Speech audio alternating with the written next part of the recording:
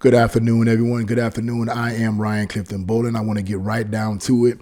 You know, I was reading an article, and actually not only in the reading of the article, I got an opportunity to actually listen to a clip of a representative or a news pundit from MSNBC that made some ridiculous claims about the Republican Party. And what I'm going to do is I'm going to let you guys listen in on it. It's only a few seconds long. It was on MSNBC. It's only a few seconds long. I'm going to let you guys listen in on that. And then I'm going to read the article. It's a short article. So in case you're not able to understand everything this man is saying, I'm going to read the article. It's a short article. And then when I'm completed with that, I'm going to give you my opinion on what I believe these Democrats are using, what tactics I believe that they're using to manipulate the minds of the masses.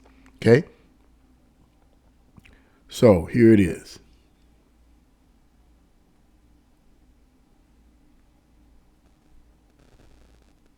Policy in 2020 except loyalty to Trump. They just announced in the New York Times today, I think I saw the article, where they're asking their 2024 nominees to not engage in presidential debates. They're no longer a party. And so nothing surprises me anymore. When it's essentially a personality cult, when there's no difference between supporting Trump and being part of a Britney supporter or the Bayhive or something else like that, what do you expect them to do? Everything is going to change every single 5 minutes depending on the whims of the deplatformed guy who's hiding out and blogging in Florida right now. David Jelly, your reaction? Look, Oh, let me see if I can get that again. Verizon is going ultra. 1 second, guys. I want you to hear it. I think I didn't get all of it. Let's try this again. I didn't get the very beginning. Let's try this again.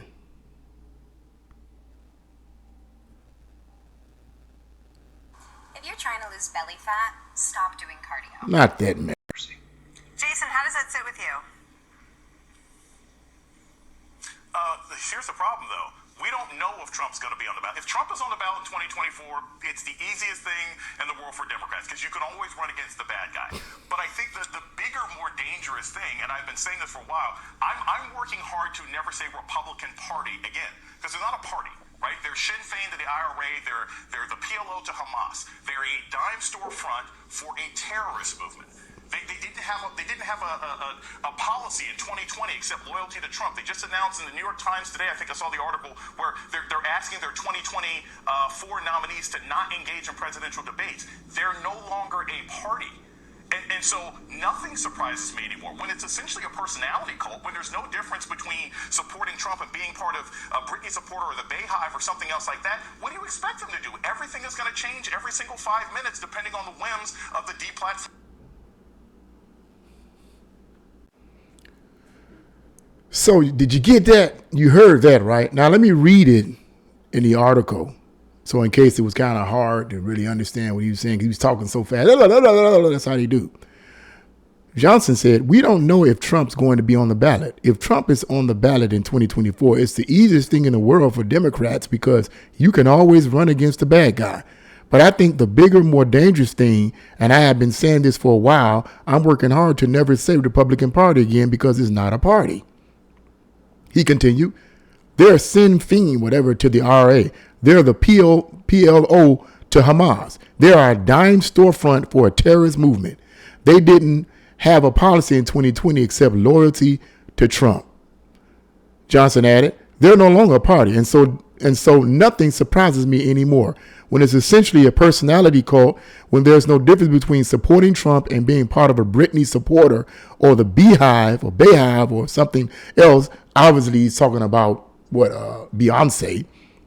Like that, what do you expect them to do? Everything is going to change every 5 minutes depending on the whims of the deplatformed guy who is hiding out and blogging in Florida right now, end quote. Let me stop right there. Okay, you've heard that from what he said out of his own mouth and from the portion of the article that I just read from Breitbart News. Now, right off the bat, what I just wanted to simply say here is right off the bat, this is nothing more, as far as I'm concerned, nothing more than classic mind control. That's what this is. It's classic mind control because if you notice everything he said, now I'm not saying that Republicans haven't done this, but if you notice everything he said, there's no evidence whatsoever to back up what he said. What he is dependent on and what the Democrats are dependent on is demonizing Trump and demonizing the right. Because guess what? They don't have anything to go by. The only thing they had to go by was January 6th, January 6th, January 6th, January 6th.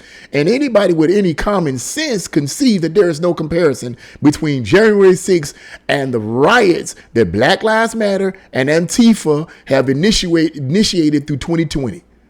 Millions of dollars in property damage, over 20 lives lost. Whereas January 6th, how much property damage was lost?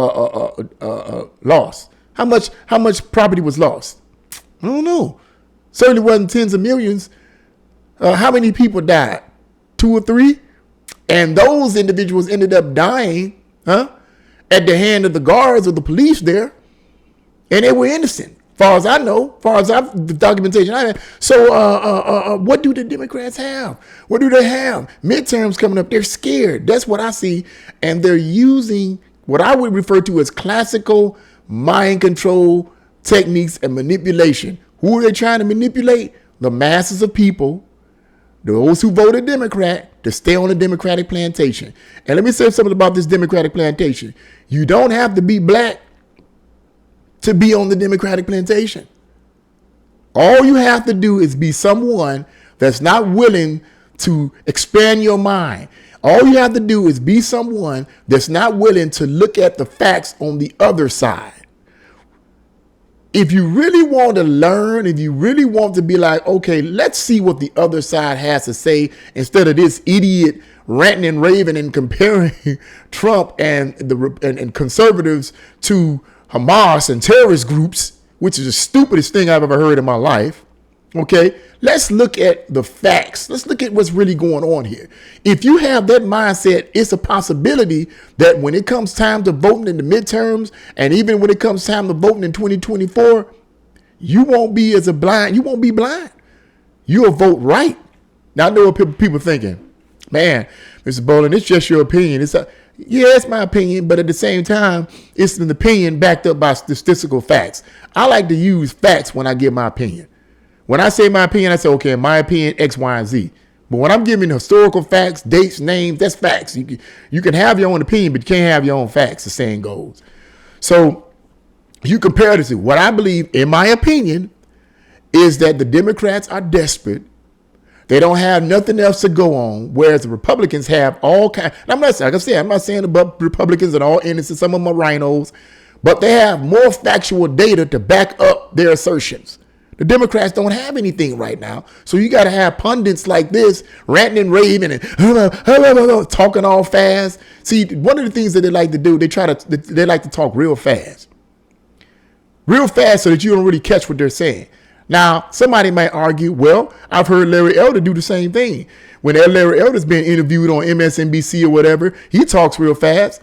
But here's the difference between Larry Elder and these people on MSNBC and these pundits, these brainless individuals, is that Larry Elder backs up his assertions with data.